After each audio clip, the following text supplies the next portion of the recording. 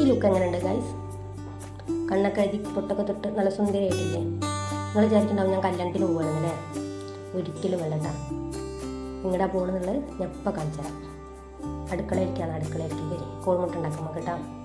അതിനൊരു ഉള്ളി, ഒരു പച്ചമുളക്, അതുപോലെ തന്നെ 2 കോഴിമുട്ട. ഉള്ളിയും പച്ചമുളകും ഒരു പാത്രത്തിലിട്ടിട്ട് ചെറുതാക്കി അരിയുക. ഉള്ളി അരിയുമ്പോൾ പ്രത്യേകം ശ്രദ്ധിക്കണം. കൈ മുറിയാതെ നോക്കണം, കണ്ണെരിയാതെ നോക്കണം, കൈ എല്ലാം നോക്കണം കേട്ടോ.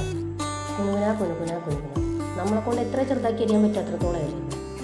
ഇന്ത്യ ഇതൊക്കെ ഉണ്ട് നിങ്ങൾ വിചാരിക്കും ഞാൻ വല്ല തട്ടുകടയിൽ വർക്ക് ചെയ്തത്. ഒരിക്കലും അല്ല കേട്ടോ. ചെയ്തിട്ട് ശീലമായി തന്നെ എക്സ്പീരിയൻസ്. മുട്ട പൊട്ടിക്കാൻ പ്രത്യേകം ശ്രദ്ധിച്ചോളി. താഴെ വിടഞ്ഞാൽ കോഴിമുട്ട വേറെ ഇല്ല. അതും കൂടെ മനസ്സിലാക്കിയിട്ട് കോഴിമുട്ട പൊട്ടിക്കുക. ഒരു നുള്ളു ഉപ്പിട്ട് കലക്കലോട് കലക്കൽ. ആഹാ, എന്താല്ലേ കലക്കി പടത്തിൽ പറഞ്ഞ പോലെ കൊച്ചു കള്ളി നീയും കലക്കാണല്ലടി പറഞ്ഞ പോലെ കലക്കി ഒരു ഇതാക്കുക. ഒരു പാൻ വയ്ക്കുക. അതേപോലെ തന്നെ പാൻ കത്തിക്കുക.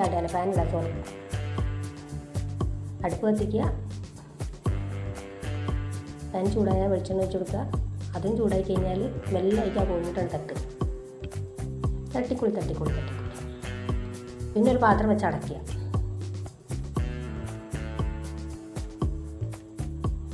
അതവിടെ കിടന്ന് ആക്കത്തിയിലാവട്ടെ കേട്ടോ.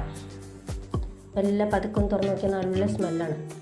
പിന്നെ എൻ്റെ അഹങ്കാരം എന്നോണോ പൊട്ടാതെ മറിച്ചിടുന്നിരുന്നു. പക്ഷെ എന്ത് ചെയ്യാനാ, മടങ്ങിപ്പോയി ഗായ്സ്.